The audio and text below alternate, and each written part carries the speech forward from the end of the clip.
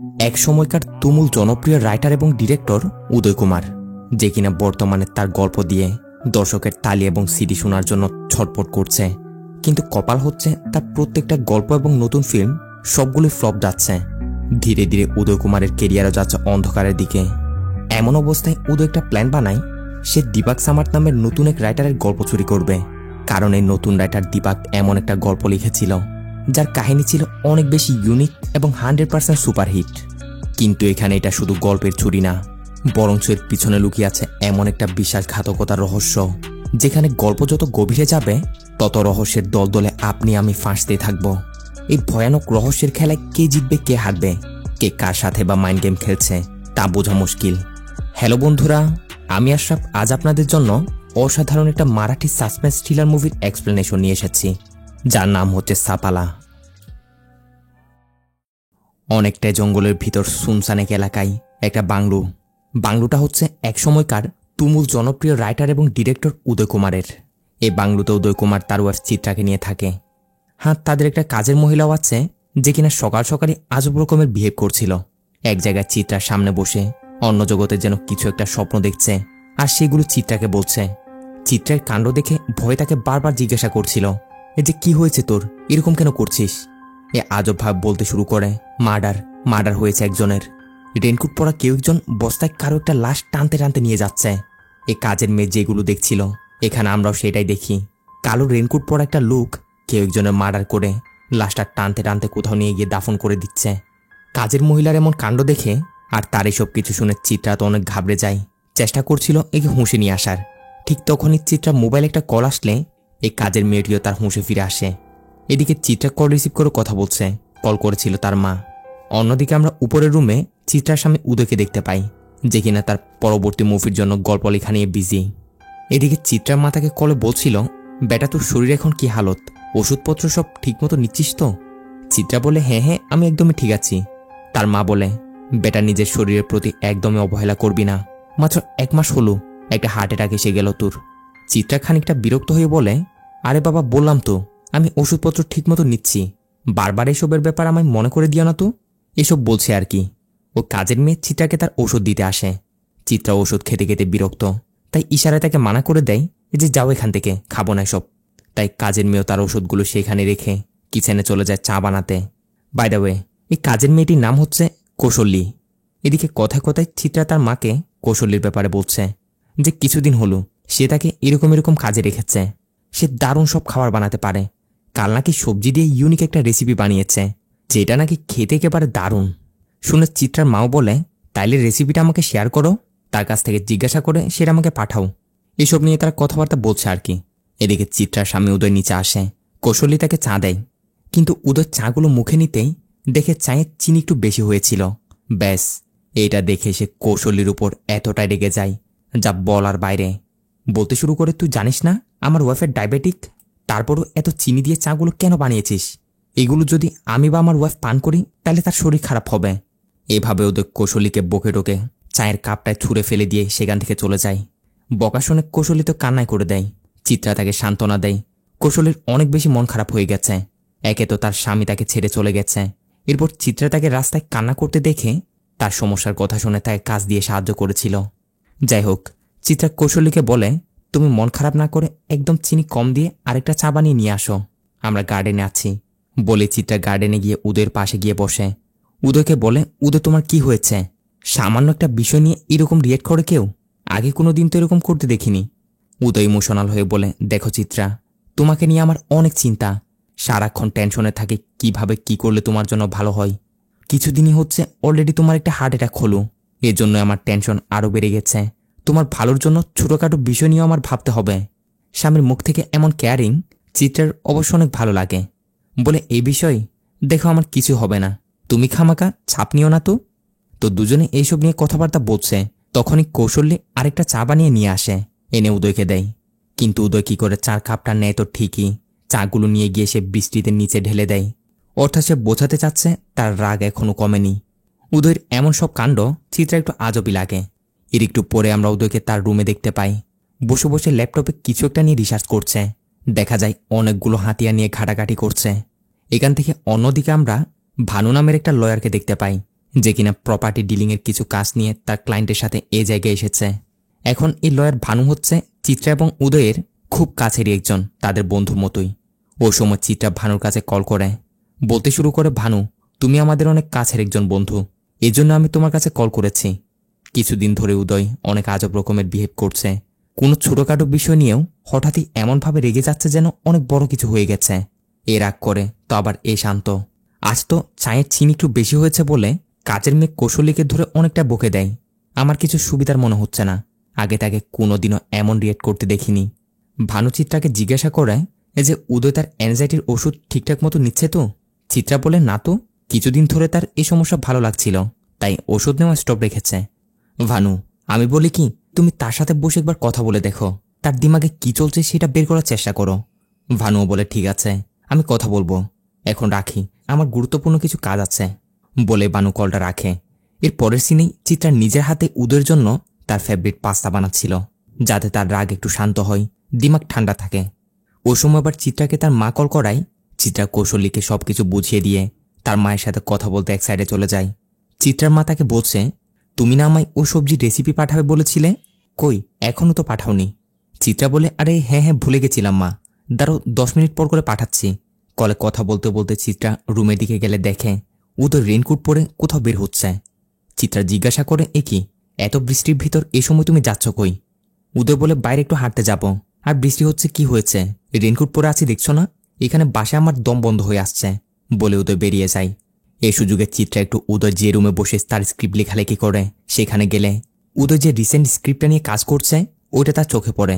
কৌতূহল নিয়ে চিত্রা সেটা পড়তে শুরু করে, কিন্তু ওর মুহূর্তে আবার নিচ থেকে কৌশলী চিত্রাকে চিল্লাতে শুরু করে যে, ম্যাডাম জলদি একটু নিচে আসুন।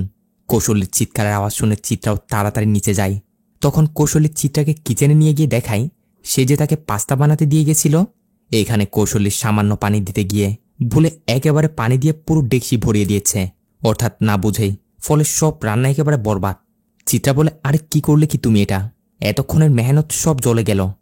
কৌশলী চিত্রাকে অনেক সরি টরি বলে যে, ম্যাডাম সামনে থেকে এমন ভুল আর হবে না। চিত্রা বলে, আজকাল তুমিও না কাজে একেবারে মনই দিচ্ছ না, এক কাজ করো, তুমি এখন বাসায় চলে যাও, আজকের মতো আমি সামলে নিব। আর হ্যাঁ, ওই টিফিনে কিছু রুটি রাখা আছে, যাওয়ার সময় সেগুলো নিয়ে যেও, রাতে খেতে পারবে।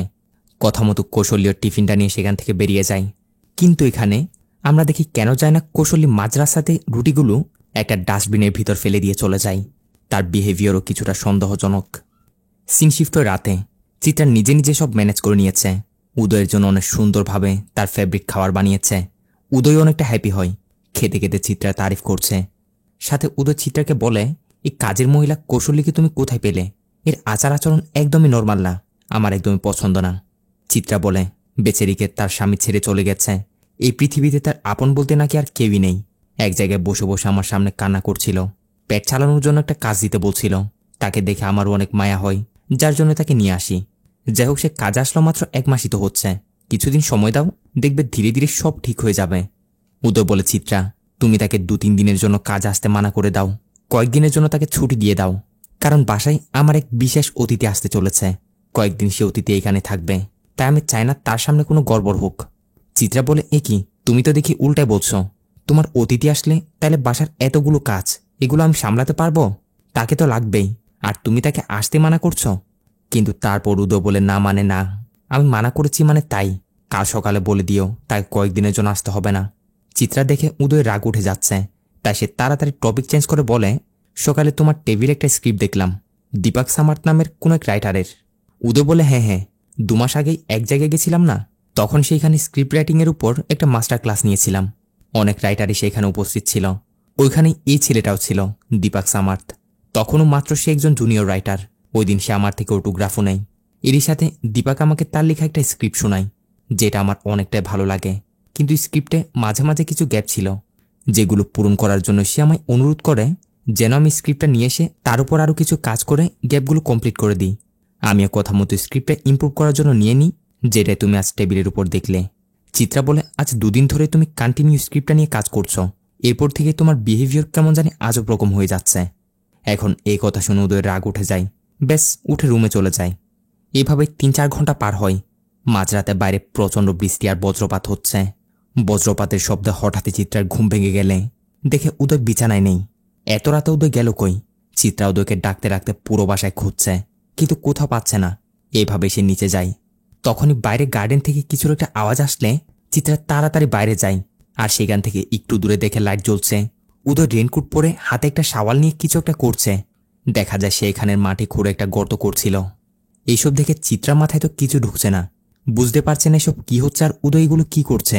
উদয়কে ডাকতে শুরু করলে উদয় চিত্রার দিকে তাকিয়ে আজবভাবে হাসির একটা এক্সপ্রেশন দেয়। এভাবে রাতটা পার হয়। সকালবেলা চিত্রা এক জায়গায় বসে এসব কিছু নিয়ে ভাবছিল। তখনই সেখানে ওই কাজের মেয়ে কৌশল্যে আসে। চিত্রা কৌশলীকে বলছিল যে কয়েকদিনের জন্য তোমার কাজ আসতে হবে না, অর্থাৎ উদয় যেমনটা বলল আর কি। তো এটা শুনে কৌশলী চিত্রাকে জিজ্ঞাসা করে যে ম্যাডাম, আপনি কি আমার কাজ থেকে বের করে দিচ্ছেন? চিত্রা বলে না না, এরকম কিছুই না। কয়েকদিন বাসার আশপাশে একটু পরিষ্কার করিয়ে পোকামাকড় মারার ওষুধ দিব, আর তাছাড়াও আমরাও কয়েকদিনের জন্য বাইরে যাব। এরপর প্রয়োজন হলে আমি তোমায় কল করে ডেকে নিব, এর আগে আসতে হবে না। এসব বলে টলে চিত্রা কৌশলীকে পাঠিয়ে দেয়। পরবর্তী সিনে দেখা যায় চিত্রা বাসায় ঢুকতেই দেখে নিচে একটা পার্সেল রাখা। অফকোর্স এটা উদয় অর্ডার করে নিয়ে এসেছে। চিত্রা পার্সেলটা নিয়ে খুলতে যাচ্ছিল কি তখনই হম্বধম্ব হয়ে উদয় দৌড়ে সেটা তার হাত থেকে নিয়ে নেয়। এরপর এটা সে নিজেই খুলতে শুরু করে। দেখা যায় পার্সেলের ভিতর এটা একটা হাত করা ছিল, যেটা অনেকটা স্পেশাল অর্ডার করে উদয় বানিয়েছে। চিত্রা জিজ্ঞাসা করে এই হাত করার মানেটা কি? এটা তোমার কি কাজে আসবে? কেন নিয়েছ? উদয় বলে তেমন কিছু না, আসলে আমি যে পরবর্তী স্ক্রিপ্টটা লিখব সেখানে এই জিনিসটা অনেক ইম্পর্টেন্ট একটা প্রম্পট, অনেক ইম্পর্টেন্ট রুল আছে এর। আর তুমি তো জানোই আজ পর্যন্ত আমি যতগুলো স্ক্রিপ্ট লিখেছি আর সেখানে যে যে হাতিয়ারগুলো ইউজ করেছি সেইগুলো নিয়ে আমি আগে থেকে সরাসরি গবেষণা করি। এখানে আমরা একটা দেওয়ালে সেটাই দেখি, অর্থাৎ অনেকগুলো অনেক রকমের হাতিয়ার ঝোলানো। এই বিষয়টা কোন রকম গেল। এর কিছুক্ষণ পর চিত্রা বসে বসে এমনিতে পেন্টিং বানাচ্ছিল। ঠিক তখনই সে জানালা দিয়ে নোটিস করে উদয় একটা বস্তায় কিছু পাথর ঢুকিয়ে সেগুলো টানতে টানতে কোথাও নিয়ে যাচ্ছে। শুধু তাই নয়, এখানেও সে রেনকোট পরে আছে। এরই সাথে চিত্রার দিকে তাকিয়ে রহস্যময় হাসির একটা এক্সপ্রেশন দিচ্ছে। এইসব দেখে চিত্রা আরো ঘাবড়ে যায়। উদয়কে কিছু জিজ্ঞাসা করলেই সে বলে এগুলো তার পরবর্তী স্ক্রিপ্টের জন্য। কিন্তু চিত্রা তো পরিষ্কার বুঝতে পারছে উদয়ের কিছু একটা হয়েছে। তাই আবারও সে তার ওই লয়ার ফ্রেন্ড ভানুকে কল করে। বলে ভানু, উদয়ের এইসব কাণ্ড না দিন দিন বেড়ে চলেছে। এমন এমন সব কাণ্ড সে করছে যা তোমার মোবাইলে বলতেও পারবো না। শুনে ভানুও পরের সিনেই চিত্রার সাথে সে দেখা করে। চিত্রা ভানুকে সবকিছু দেখায় যে দেখো কাল রাতে বৃষ্টির ভিতরেই অন্ধকারে শেষে এই গর্তটা করেছে। আবার আজ একটা বস্তা কিছু পাথর ভরে সেগুলো টানতে টানতে নিয়ে যাচ্ছে। শুধু তাই নয়, অনলাইন থেকে হাত করা অর্ডার করেছে। বলো এসব কি স্বাভাবিকভাবে নেওয়া যায়? এসব শুনে ভানুও বাসায় এসে চিত্রার সাথে এসব নিয়ে ডিসকাস করছে। চিত্রা বলে ওদের কোনো একটা নতুন রাইটারের সাথে পরিচয় হয়েছে, দীপক সামার্থ নামের কেউ একজন। এরপর থেকে তার এইসব কাণ্ডগুলো শুরু করলো। বলতেই দরজা বেল বেজে ওঠে, আর দরজা খুলতেই দেখা যায় উদয় তার সেই নতুন রাইটার নতুন বন্ধু সেই দীপক সামার্থকে নিয়ে বাসায় এসেছে। এই দীপকের বিহেভিয়ার কেমন যায় না আজব রকমের। ভিতর আসলে উদয় ভানুর সাথেও কথাবার্তা বলে হালচাল জিজ্ঞাসা করে, সাথে ভানুকেও দীপকের সাথে পরিচয় করিয়ে দেয়। ভানুর জরুরি একটু তাড়া ছিল, তাই সে কথাবার্তা বলে সেখান থেকে বেরিয়ে পড়ে। এদিকে উদয় দীপককে তার থাকার রুমটুম সবকিছু দেখিয়ে দিচ্ছে, সাথে বলে দেয় ফ্রেশ হয়ে একটু পর খাওয়ার জন্য নিচে চলে আসিও। দেখতে দেখতে রাতও হয়ে আসে। চিত্রা উদয়কে বলছে, এসব তুমি কি যে শুরু করলে না, তোমার এসব কিছু আমার মাথায় ধরছে না। এরকম একটা লোককে তুমি এভাবে বাসায় কিভাবে নিয়ে আসতে পারো? চাইলে তো তুমি তাকে তোমার অফিসেও ডাকতে পারতে। উদয় বলে, তোমায় বললাম না আমরা দুজন মিলে নতুন একটা গল্প লিখছি, সামনে গিয়ে সে আর আমি একসাথে কাজ করব, এই জন্য তাকে নিয়ে এসেছি। তুমিও সব নিয়ে বেশি চিন্তা করো না তো। খাবার টেবিলে বসে বসে উদয়রা এইসব নিয়ে কথা বলছে, কিন্তু এতক্ষণ হয়ে যাচ্ছে সে দীপক এখনও নিচে আসেনি। তাই উদয় তাকে ডাকতে তার রুমে যায়, কিন্তু গিয়ে দেখে সে রুমে নেই। এদিকে চিত্রার নজর পড়ে জানালার উপর, যেখানে সে দেখে কেউ একজন টর্চ জ্বালিয়ে সেখান দিয়ে পার হচ্ছে। চিত্রার মনে হয় যেন কেউ এখানে ঢোকার চেষ্টা করছে, তাই সেও চুপি চুপি চেক করতে যায়। দেখে একটা লোক সেম টু সেম উদয়ের মতো কাপড় পরা। চিত্রা এটা উদয় মনে করে তাকে পিছন থেকে ডাকতে যাচ্ছিল কি, কিন্তু দেখা যায় না এটা উদয় না, এটা ছিল দীপক। চিত্রা প্রথমে একটু ঘাবড়ে গেলে দীপক বলে, ভয় পাবেন না ম্যাডাম, এটা আমি দীপক। বেশি কাপড় চোপড় নিয়ে আসিনি, তাই উদয় স্যারের একটা কাপড় পরে নিয়েছি। আর আপনাদের গার্ডেনটা আমার বেশ ভালো লাগছিল, তাই তো সকালের জন্য অপেক্ষা না করে এখনই দেখতে চলে আসলাম। চিত্রা বলে, ঠিক আছে চলো, খাবার রেডি করেছি। এরপর তারা খেতে বসে। এদিকে দীপক উদয় লেখা গল্পগুলো নিয়ে অনেক তারিফ করছে। বলছে শেষের গল্পটাই সে যে কাটারের দারুণ একটা ব্যবহার করলো না, যেটা বলার বাইরে। স্যার আপনি কিভাবে এত সুন্দর করে ভাবতে পারেন? এক কথায় আমি আপনার রাইটিংয়ের ফ্যান। উদয়ও বলে শুধু লিখলেই হয় না, লেখার পর সিনগুলো নিজেকে এক্সিকিউট করে প্রপারলি দেখতে হয়, তখন একটা পারফেক্ট রাইটিং তৈরি হয়। কিভাবে দেখতে চাও? চলো আমি তোমায় দেখাচ্ছি। দীপাকও অনেকটা এক্সাইটেড, বলে চলুন চলুন স্যার, এটা করতে তো দারুণ হবে। উদয় কি করে দীপাকে সেই হাতকড়াটা দেখিয়ে বলে, এই জিনিসটা আমি আমার নেক্সট গল্পে ইউজ করতে চলেছি, আর এটা যেমন তেমন হাতকড়া না, অনেক স্পেশাল, আমি নিজে ডিজাইন করে বানিয়েছি ৮০,০০০ টাকায়। নাও নাও, এটা তুমি তোমার হাতে পরে ও চেয়ারটাতে বসে পড়ো। এইসব কাণ্ড দেখে এদিকে চিত্রা তো মাথা খারাপ, বলে বাচ্চাদের মতো তোমরা এগুলো কি শুরু করলে? যাও খাবার খেয়ে ঘুমিয়ে পড়ো। উদয় বলে, আরে আমার স্টুডেন্টকে আমি ট্রেনিং দিচ্ছি, আমার সাথে কাজ করতে হলে এইসব শেখার প্রয়োজন আছে। দীপাকও বলে, ম্যাডাম স্যারকে শেখাতে দিন, স্যারকে দেখে মনে হচ্ছে যেন আজ জবরদস্ত মুড আছে। তো এরপর কথা মতো উদয় দীপাককে চেয়ারে বসিয়ে পেছন থেকে হাত করাটা পরিয়ে দেয়। দীপাকও গল্পের ক্যারেক্টারের মতো অ্যাক্টিং করতে শুরু করে। ছেড়ে দিন আমায়, ছেড়ে দিন, ঘরে আমার বিবি ছোট ছোট বাচ্চা আছে, আমার জন্য তারা অপেক্ষা করছে, প্লিজ আমায় কিছু করবেন না, আমার কিছু হলে তাদের কি হবে, ছেড়ে দিন আমায়। অর্থাৎ দীপাক এইভাবে অ্যাক্টিং করছে আর কি। আর এসব করতে করতে দুজন অনেক জোরে জোরে হাসতে শুরু করে। একটু পর দীপাক বলে, ঠিক আছে স্যার, আজকের জন্য এতটুকুই থাক, হাতকড়াটা আবার খুলে দিন। উদয় এদিক সেদিক হাতকড়াটার চাবিটা খুঁজছে, কিন্তু সে কোথাও পাচ্ছে না, সব জায়গায় খুঁজে ফেলে, কিন্তু চাবি কোথায় রাখলো সে নিজেও ভুলে গেছে। তখনই দীপাকের মাথায় নতুন আরেকটা গল্প আসে। বলে, স্যার ম্যাডাম শুনুন, আমার মাথায় দারুণ একটা গল্প এসেছে। একজন নতুন রাইটার তার একটা গল্প নিয়ে সে ফেমাস একজন রাইটার বা ডিরেক্টরের কাছে যায়। তো সেই গল্পটা ওই ডিরেক্টর পড়ে তার অনেক পছন্দ হয়, তাই সে ডিরেক্টর এখন সে গল্পের স্ক্রিপ্টটা নিজের করে নিতে মরিয়া। এমনকি এর জন্য সে ওই গল্পের আসল রাইটারকে মেরে সবার সামনে গল্পটা উপস্থাপন করে তার নিজের নাম করেই। আর সেই গল্প সুপার ডুপার হিট হয়ে ডিরেক্টর অনেক নাম কামায়। কিন্তু ওইদিকে বেচারা নতুন রাইটার, তার তো মৃত্যু হয়ে গেল। এরপর ডিসেন্ট একটা ক্লাইম্যাক্স। কেমন লাগলো গল্পটা? এসব বলতেই উদয় আজবভাবে বলে ওঠে, হ্যাঁ তুমি ঠিকই বলেছ। বলে সে উঠে দীপাকের গলায় একটা তার পেঁচিয়ে সত্যি সত্যি তাকে মারার চেষ্টা করতে শুরু করে। এইসব দেখে চিত্রা তো উদয়কে থামানোর অনেক চেষ্টা করছিল, বাট উদয় চিত্রাকে ধাক্কা মেরে দূরে সরিয়ে দেয়। আর দেখতে দেখতে এভাবে সে দীপাককে জানে শেষ করে দেয়। এখন এমন সব দৃশ্য দেখে চিত্রা তো অনেক পরিমাণ কান্না করছে যে তার স্বামী উদয় ভাবে কেউ একজনের মার্ডার করে দিল। উদয় যেন আগে থেকে সবকিছু প্ল্যানিং করে রেখেছে। দীপাকের বডিটা প্লাস্টিকের বস্তায় মুড়িয়ে রেইনকোট পরে টানতে টানতে নিয়ে যায়। ও যে ওই রাতে গর্তটা খুঁড়ে রেখেছিল সেটাতে নিয়ে গিয়ে দাফন করে চলে আসে। চিত্রা তো বুঝে আসছে না এসব কি হচ্ছে, এসব তার কোনো ভ্রম নাকি সত্যি। উদয়কে বারবার জিজ্ঞাসা করে, কি করলে তুমি এটা? এভাবে কেউ একজনকে কিভাবে মারতে পারো তুমি? কি নেই তোমার কাছে? সবই তো আছে, এই ছেলেটাকে মারার কি প্রয়োজন ছিল তোমার? উদয় বলে, এই ছেলেটা দারুণ একটা গল্প লিখেছে, এখন তাকে মেরে গল্পটা আমার হয়ে গেল। এটার উপর আমি ফিল্ম বানাবো যেটা সুপার ডুপার হিট হবে, আর সেটা থেকে কত অ্যাওয়ার্ড কত টাকা যে কামাবো তার কোনো হিসাবই নেই। আরও একবার আমার নাম সবার মাঝে ছড়িয়ে পড়বে, famous writer the one and only Uday Kumar. Chitra বলে, এমনটা করা কি এতটাই জরুরি ছিল তোমার?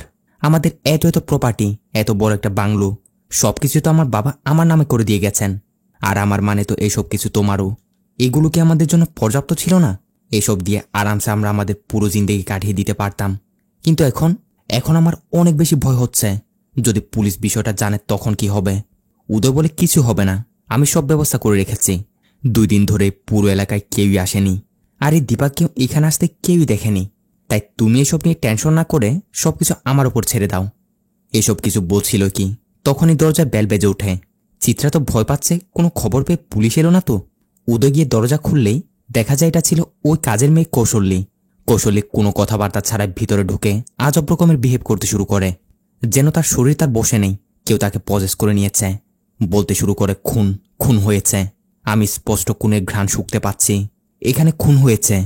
এখন এইসব শুনে চিত্রা তো আরও ভয় পেয়ে যায়। কি তখন সাথে সাথে কৌশল্যী আবারও মুছে চলে আসে। উদয় বলে, তুমি এখানে কি করছো? চলো যাও এখান থেকে। কৌশল্যী সেখান থেকে যেতে যেতে বলে যায়, সাবধান, বিপদ আরও গনিয়ে আসছে। এসব বলতে বলতে সে তার মতো চলে যায়। কিন্তু এদিকে ভয়ে চিত্রা তো হালত খারাপ, বলে কৌশল্যী সবকিছু জেনে ফেলেছে, আমরা ধরা পড়ে যাব। উদয় বলে, তুমি শান্ত হও তো, এ কিছু যায় না, এমনিতে বড়বড় করছে। এইসব বলে টলে সে চিত্রাকে কোনরকম শান্ত করে বেডরুমে নিয়ে গিয়ে ঘুম পাড়িয়ে দেয়। সারাদিন ধরে চিত্রার উপর এত কিছু গেল, তাই এখন তার ভালো করে ঘুমই আসছে না। ঘুমের মধ্যেও ভয়ানক ভয়ানক স্বপ্ন দেখছে, যার ফলে মাঝরাতে সে জেগে ওঠে আর নোটিস করে কেউ ধীরে ধীরে তার রুমের দরজা খুলছে। ভয়ে চিত্রা তাড়াতাড়ি উদয়কেও জাগায়। উদয় দরজার কাছে গিয়ে দেখছিল সেখানে কেউ ছিল নাকি, তবে তখনই কেউ উদয়কে টান দিয়ে সেখান থেকে নিয়ে যায়। চিত্রাও ঘাবড়ে তাড়াতাড়ি নিচে গিয়ে দেখে এটা অন্য কেউ নয়, এটা ছিল দীপাক। অর্থাৎ দীপাক এখনো বেঁচে আছে আর গর্তটা থেকে বেরিয়ে এসেছে। আর আসামাত্র প্রথমেই উদয়ের পেটে ছুরি দিয়ে মেরে তাকে জায়গায় শেষ করে দেয়। এদিকে নিজের স্বামীকে এইভাবে চোখের সামনে মরতে দেখে চিত্রা তো পায়ের নিচের মাটি সরে যায়। দীপাক উদয়কে শেষ করার পর এবার ভয়ানক রূপে আগে বাড়ছে চিত্রাকেও শেষ করতে। এইভাবে চিত্রার সামনে গিয়ে ছুরিটা উঠিয়ে তাকে মারতে যাবে কি, তখনই ভয়ে চিত্রার দ্বিতীয়বারের মতো ওই হার্ট অ্যাটাকটা চলে আসে। 1 মাসের ভিতরেই দুইবার অ্যাটাক, ফলে দেখতে দেখতে চিত্রার ওইখানে মৃত্যু হয়। দীপাক গিয়ে তাকে ভালো মতো চেক করছিল মরেছে কিনা, তখনই পিছন থেকে কেউ ডাক দেয়, হারামি অত জোরে মারলি কেন? আর এখানে চলে আসে মুভির জবরদস্ত এক টুইস্ট। দেখা যায় উদয় মরেনি, সে এখনো বেঁচে আছে। আর এতক্ষণ দীপাক এবং উদয়ের মধ্যে যা কিছু চলছিল তার সবই ছিল আসলে তাদের দুজনের মাস্টার প্ল্যান। তাও আবার চিত্রাকে এইভাবে হার্ট অ্যাটাক দিয়ে রাস্তা থেকে সরানোর জন্য, মানে এমনভাবে যেন চিত্রা মরে, যেন তার মৃত্যুটা ন্যাচারাল মনে হয়। কিন্তু উদয় কেন এরকমটা করলো তা তো একটু পরে জানতে পারবেন। চিত্রার মৃত্যু কনফার্ম করার পর উদয় নাটক করে তাড়াতাড়ি ডক্টরকে কল দেয় আর কান্নার অ্যাক্টিং করে করে বলতে শুরু করে যে ডক্টর, আমার ওয়াইফের কিছু একটা হয়েছে, জলদি একটু আমার বাসায় আসুন। এইভাবে উদয় এবং দীপাক নাটক করে ম্যাটারটা ওইখানে ক্লোজ করে। চিত্রার পুরো প্রপার্টি হাতিয়ে নেওয়ার জন্যই উদয় প্ল্যানিং করে তাকে রাস্তা থেকে সরিয়ে দিয়েছে, কিন্তু আসল টুইস্ট এখনও বাকি আছে। যাই হোক, এভাবে কিছুদিন পার হয়। এরপর আমরা দীপাককে দেখি যে কিনা তার মতো করে একটা গল্পের স্ক্রিপ্ট লিখছে। এদিকে উদয় পাশে বসে বসে মনের সুখে সিগারেট টানছে। দীপাককে জিজ্ঞাসা করছিল, কি নিয়ে গল্প লিখছ, দেখি গল্পটা। দীপাক বলে, না স্যার, এখন না, আগে সম্পূর্ণ কমপ্লিট হয়ে যাক, তারপরে দেখেন। এরই মাঝে দরজায় বেল বেজে ওঠে। উদয় গিয়ে দরজা খুলে দেখা যায় উদয়দের সেই ফ্যামিলি ফ্রেন্ড লয়ার ভানু এসেছে। এখন ভানুকে দেখা মাত্রই উদয় তার সামনে কান্নার অ্যাক্টিং শুরু করে দেয়, যেন চিত্রার মৃত্যুতে সে অনেকটা ভেঙে পড়েছে। ভানু কি আর বুঝতে পারছে? উদয়কে সান্ত্বনা দিতে শুরু করে যে, দেখো উদয়, যে চলে যাওয়ার সে তো আর ফিরে আসবে না, তাই নিজেকে সামলাও। চিত্রা সবসময় তোমার খুশির কথা চিন্তা করত, সবসময় চাইতো তুমি যেন ভালো থাকো। এসব বলতে বলতে বাসায় প্রবেশ করলে ভানু এখানে দীপাককে দেখে চুপ হয়ে যায়। উদয় দীপাককে বাসার কিছু জিনিস নিয়ে আসার বাহানায় বাইরে পাঠিয়ে দেয়, যাতে ভানুর সাথে সিক্রেটলি কথা বলতে পারে। ভানু মূলত উদয়ের কথা মতো এই প্রপার্টির সবকিছুর একটা ডকুমেন্টস বানিয়ে নিয়ে এসেছে। অর্থাৎ চিত্রা তো এখন আর নেই, তাই সবকিছুর মালিক এখন উদয়। ভানু বলে, চিত্রা এমনিতেও আগে থেকে এটাই চাইতো, সবকিছু যেন তোমার নামে হয়। এখন সম্পত্তি বলতে অ্যাকাউন্টে 10 কোটি টাকা ক্যাশ, টোটাল সব মিলিয়ে 5 একর জমি আর এই বাংলোটা, এসবই ডকুমেন্টসে উল্লেখ আছে। এখন ডকুমেন্টসের বাকি কিছু কাজ সারার পর সবকিছু তোমার নামে ট্রান্সফার হয়ে যাবে।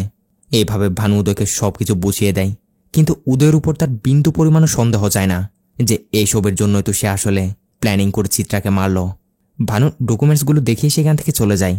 উদয় তাকে একটু সামনে বাড়ি দিয়ে সে যখন ভিতরে আসে দেখে ততক্ষণে দীপাক অলরেডি চলে এসেছে। উদয় বলে, এ কি, তুমি কখন আসলে আবার? কই, আসার সময় তো তোমায় দেখিনি। দীপাক বলে, আপনার বাসায় এত এত দরজা, তো আমি পিছনের দরজা দিয়ে চলে আসলাম। বলে সে তার মতো আবারও স্ক্রিপ্ট লিখতে শুরু করে। এখন উদয় এটা দেখার জন্য মরিয়া হয়ে উঠেছিল যে দীপাক কি বিষয় নিয়ে স্ক্রিপ্টটা লিখছে। অবশ্য দীপাককে বললে সে দেখাতে চাচ্ছে না, তাই উদয় একটা প্ল্যান বানায়। কিচেন রুমে গিয়ে কাঁচের একটা বোতল নিজে নিজে ভেঙে হাতে একটু করে ব্যথা পায়। তারপর দীপাককে ডাকতে শুরু করে। আওয়াজ শুনে দীপাক ওইভাবে ল্যাপটপ খোলা রেখে দৌড়ে কিচেনে যায়। দেখে উদয়ের হাত কেটে গেছে। উদয় বলে, আমি গিয়ে ব্যান্ডেজ করে নিই, ততক্ষণে প্লিজ তুমি এই কাজগুলো একটু পরিষ্কার করে দাও। বলে সে দীপাককে দিকে কাজে লাগিয়ে চালাকি করে সে তাড়াতাড়ি ল্যাপটপ থেকে স্ক্রিপ্টটা তার ল্যাপটপে মেল করে দেয়। এরপর রুমে গিয়ে এই স্ক্রিপ্টের একটা প্রিন্ট বের করে নেয়। এর সাথে নিজে নিজে হাতে ব্যান্ডেজ করে একটু পর নিচে আসে। এবার দীপাকের সামনে স্ক্রিপ্টটা পড়তে শুরু করে। আর এখানে দেখা যায় দীপাক আসলে এতক্ষণ ধরে যা কিছু হচ্ছিল, অর্থাৎ তারা প্ল্যানিং করে চিত্রাকে মারা থেকে শুরু করে যা যা করেছে সবকিছুর উপরে গল্পটা লিখছিল, তাও আবার সেম টু সেম। এখন এইসব দেখেও তো অনেক রেগে যায়। বলে, এই গল্পের উপর যদি আমরা ফিল্ম বানাই তাহলে পুলিশের কাছে আমরা ধরা পড়ে যাব, তারা বুঝে যাবে এই গল্প আমরা অলরেডি আসল লাইফে এক্সিকিউট করে ফেলেছি, চিত্রার মার্ডারও এমনভাবে হয়েছে। কিন্তু দীপাক বলে, স্যার এমন কিছু হবে না, আপনি খামাকায় ভয় পাচ্ছেন, আর তাছাড়াও সব প্রমাণ তো আমরা মিটিয়ে দিয়েছি, কেউ কিছু বুঝতে পারবে না। এর উপর ফিল্ম কাল্পনিক ঘটনার উপর তৈরি হয়েছে বলে এরকম একটা টাইটেল মেরে দিব, ব্যাস হয়ে গেল। ভালো করে একটু ভেবে দেখুন স্যার, এই গল্পটা কত সুপারহিট হবে, আমরা কত টাকা কামাতে পারবো। উদয় বলে, চিত্রার কাছ থেকে যে প্রপার্টি আর যে ক্যাশ টাকাগুলো পেয়েছি তা খুবই সামান্য পরিমাণ, মাত্র 10 কোটি টাকা। এই বাজেটে আমরা এই ফিল্মটা কোনোদিনও কমপ্লিট করতে পারবো না। তাই গল্পের আইডিয়াটা তুমি ড্রপ করে দাও, তাই এই গল্পের আইডিয়া তুমি ক্যান্সেল করে দাও। আমরা অন্য কোনো গল্প যেটা কম বাজেটে বানানো যাবে ওটা নিয়ে কাজ করব। দীপক মানতে রাজি না, বলে, এরকম হলে স্যার এখান থেকে অন্য কোনো ডিরেক্টর বা প্রডিউসারের কাছে গিয়ে তাদেরকে কাহিনীটা শুনিয়ে তাদের দিয়ে আমি ফিল্মটা বানিয়ে নিব। কিন্তু এরপর আপনার সাথে যা কিছু হবে ওইটা নিয়ে তখন আমি আপনার সাথে নেই। বলে দীপক সেখান থেকে বেরিয়ে যাচ্ছিল কি তখনই বাসার বাইরে একটা গাড়ি এসে থামে, যেখান থেকে দেখা যায় এই মেয়েটা বের হয়। উদয় মেয়েটাকে দেখা মাত্রই তাড়াতাড়ি তার কাছে ছুটে যায়, বলতে শুরু করে, তুমি তুমি এখানে কি করছো? আসলে ঘটনা হচ্ছে, কোনো এক সময় এই মেয়েটার সাথে উদয়ের একটা অ্যাফেয়ার ছিল। এখন উদয়ের ওয়াইফ মারা গেছে শুনে উদয়ের মতো একজন রাইটারের কাছে অনেকগুলো টাকা পয়সা থাকবে, এটা ভেবে মেয়েটা উদয়কে বিয়ে করার জন্যই তার পিছনে লেগেছে। উদয়কে কোনোরকম বুঝিয়ে সুঝিয়ে আপাতত এখান থেকে পাঠিয়ে দেয়। কিন্তু সমস্যা হচ্ছে, এই মেয়েটার ব্যাপারও দীপক জেনে গেল। তাই উদয় তাকে বলে, আমার অনেক অনেক গোপন কথা তুমি এখন জেনে ফেলেছ, তাই আমি চাইলেও সহজে তোমার বিরুদ্ধে যেতে পারবো না। তাই ওইটাই হোক, তোমার লেখা এই গল্পের উপরে আমরা ফিল্ম বানাবো, আর সেটা থেকে যা প্রফিট হবে অর্ধেক তোমার অর্ধেক আমার। এই কথা শুনে দীপকের খুশি তো কোনো ঠিকানাই নেই। এই প্রথমবার তার লেখা গল্পের উপর ফিল্ম হবে, খুশি তো লাগবেই। উদয় তাকে বলে দেয়, তাড়াতাড়ি পুরো গল্প লেখা কমপ্লিট করো। কথা মতো দীপাকুর লাগাতার দিন রাত মেহনত করতে শুরু করে, গল্পটা লিখছে। এখন শুধু ক্লাইম্যাক্সটা বাকি। উদয় বলে, ক্লাইম্যাক্স কেমন হবে? চলো আমি তোমাকে শোনাই। যখন রাইটারের ওয়াইফ মারা যায় না, তখন এক পুলিশ অফিসারের সে রাইটারের উপর সন্দেহ যায়। সে ইনভেস্টিগেশন করতে আসলে রাইটারটা তার হাতে নাতে ধরা পড়ে। এখন রাইটার নিজেকে বাঁচাতে সে পুলিশ অফিসারটার সাথে ফাইট শুরু করে। আরে আমি মুখে কেন বলছি, চলো প্রত্যেকবারের মতো প্র্যাকটিক্যালি সিনটা আমরা করে দেখি। তো উদয় এখানে দীপককে ইন্সপেক্টরের রুলটা করতে বলে, ইন্সপেক্টর হাতে একটা গুলি লেগেছে, ওইভাবে তুমি অ্যাক্টিং করো। তাই দীপকও সেই অনুযায়ী অ্যাক্টিং করছে। দুজনে যেন একদম পাগল হয়ে উঠেছে। এরপর তাদের দুজনের মধ্যে ফাইট শুরু হয়, অর্থাৎ ইন্সপেক্টর এবং রাইটারের মধ্যে। কিন্তু এইখানে দেখা যায় তারা নকল ফাইট করতে গিয়ে আসল ফাইট করতে শুরু করে দিয়েছে। মানে অ্যাক্টিং করতে করতে দুজন রিয়েল ফাইট করতে শুরু করে দিয়েছে, যে ফাইটে দুজনেই একজন একজনকে মেরে অবস্থা খারাপ করে দেয়। এরই মাঝে উদয় চালাকি করে সোফার নিচ থেকে কোত্থেকে যেন একটা গান বের করে নেয়, দীপককে গান পয়েন্ট করে ফেলে, সাথে বলে, দীপক তোমার গেম ওভার, এখন আমি তোমাকেও শেষ করে দিব। এরপর আর কোনো প্রমাণ থাকবে না, সবই আমার হয়ে যাবে। বলে উদয় দীপককে শুট করতে যাবে কি তখনই দেখা যায় মেশিনে একটা বুলেটও নেই। এখানে চলে আসে আরেক টুইস্ট।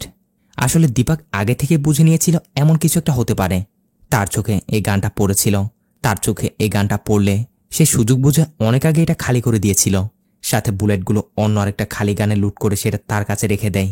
তাই এখন সে উল্টো উদয়কে গান পয়েন্ট করে চেয়ারে বসিয়ে তাকে ওই হাত করাটা পরিয়েই বন্দি বানিয়ে নেয়। সাথে বলে, ভয় পেও না, আমি তোমার মতো বোকা না যে তোমায় জানে মারবো। তোমায় মারবো না ঠিক, কিন্তু তোমার বাসায় যত টাকা পয়সা গহনা ঘাটি আছে সেগুলো আমি সবই নিয়ে যাব। আমার কি, আমার তো শুধু টাকায় চাই। তাই তোমার মার্ডার করে আমি অযথা তোমার মার্ডার কেসের আসামি হব, অতটা বোকা না আমি।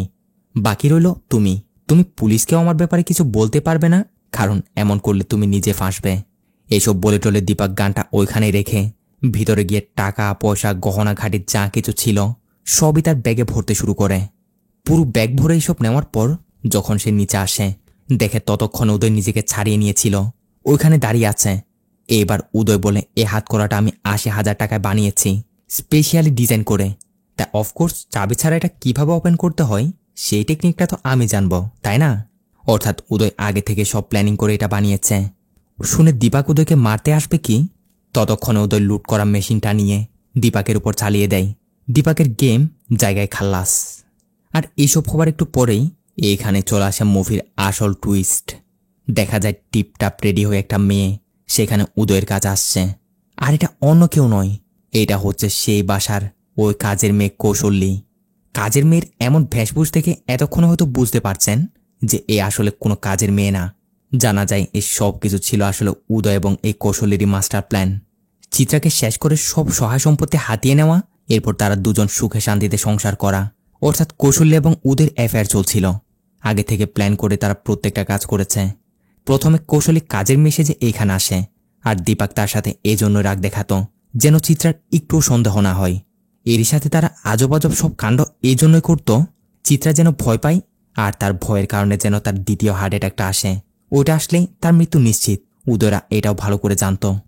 উদয় যখন দেখে কৌশল্য এবং তার এসব করাতে কাজ হচ্ছে না, তখন ধীরে ধীরে তারা এক গল্পের মধ্যে দীপাককেও ঢোকায়। দীপাককে দিয়ে উদয় এমনটাই করায় যেন চিত্রার ভয় দ্বিগুণ হয়ে তার হার্ট অ্যাটাক চলে আসে। প্ল্যান মতো ওইটাই হয়েছে। এখন সব প্রমাণ মেটাতে উদয় দীপাককেও শেষ করে দিয়েছে। ব্যাস, সবই এখন উদয় এবং কৌশল্যীর। যাই হোক, উদয়রা তাদের কৃতকর্মের ফল কিভাবে পায় যদি সেটাও দেখাতো, তাইলে ক্লাইম্যাক্সটা দারুণ হতো। কিন্তু কিছু করার নেই, মুভি এখানে শেষ হয়। এই মুভিতে বোঝানো হয়েছে লোভ, লালসা কিভাবে একটা পরিবারকে শেষ করে দেয়। লোভের বশতী হয়ে মানুষ যে কোনো কিছু করতে পারে, যে কোনো পর্যায়ে যেতে পারে। তাই সাবধান, যাকে বিশ্বাস করে এত কিছু করছেন, এত কিছু উজাড় করে দিচ্ছেন, তার ব্যাপার আগে ভালো মতো নিশ্চিত হয়ে নেবেন। ভিডিও কেমন লেগেছে আপনাদের অবশ্যই কমেন্ট বক্সে জানিয়ে দিবেন। সাথে যাওয়ার আগে চ্যানেল সাবস্ক্রাইব করে দিয়ে সামাজিক কাজটা করে যেতে ভুলবেন না কিন্তু। দেখা হচ্ছে পরবর্তী ভিডিওতে। ততক্ষণে ভালো থাকবেন, সুস্থ থাকবেন। Tata, bye bye.